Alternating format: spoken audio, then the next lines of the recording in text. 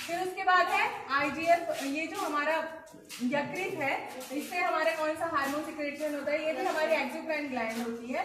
इससे हमारा क्या होता है, इंसुलिन लाइक ग्रोथ हार्मोन का सिक्रेशन होता है, जिसको कि हम क्या बोलते हैं, AGF। फिर उसके बाद क्या है आपका, किडनी है। किडनी में ब्रिक या किडनी जिसको हम बोलते हैं, किडनी से हमारे कैल्सिट्रॉल का सिक्रेशन होता है। फिर उसके बाद हमारा क्या है, ये अंडाशय है। अंडाशय से हमारे दो हार्मोन सिक्रेट होते हैं, एस्ट्रोजन और प्रोजेस्टेरोन, ठीक है। फिर जो हमारा वृषण है, वृषण से हमारा एंड्रोजन या फिर इसी को हम क्या बोलते हैं, टेस्टोस्टेरोन नामक हार्मोन का सिक्रेशन होता है।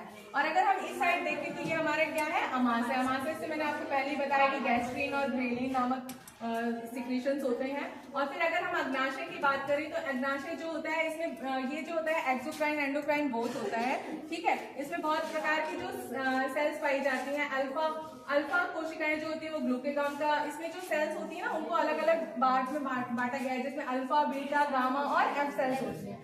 अल्फा कोशिका जो होती है वो ग्लूकेगॉन का सिक्रेशन करती है, बीटा कोशिका इंसुलिन का, डेल्टा कोशिका सोमैटोस्टेरिन का, और एफ कोशिकाएं जो होती हैं अग्नाशयी पॉलीपेप्टाइड का सिक्रेशन करती है।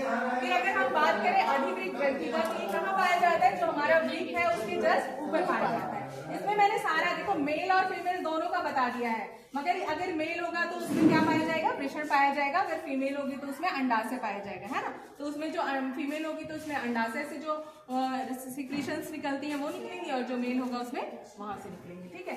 और अधिवृक्क ग्रंथि की अगर हम बात करें तो इसके भी दो पार्ट होते हैं, एक होता है एड्रीनल मेड्यूला और एक होता है एड्रीनल कॉर्टेक्स। जो बाहर का होता है वो होता है एड्रीनल मेड्यूला, और जो अंदर वाला स्ट्रक्चर होता है उसको हम बोलते हैं एड्रीनल कॉर्टेक्स। एड्रीनल मेड्यूला से जो है हमारे एड्रेनलिन, जिसको कि हम एपिनेफ्रिन और नॉर एड्रेनलिन या नॉर एपिनेफ्रिन का सिक्रीशन होता है, इसको हम क्या बोलते हैं, फायर एंड फाइट हार्मोन, है ना।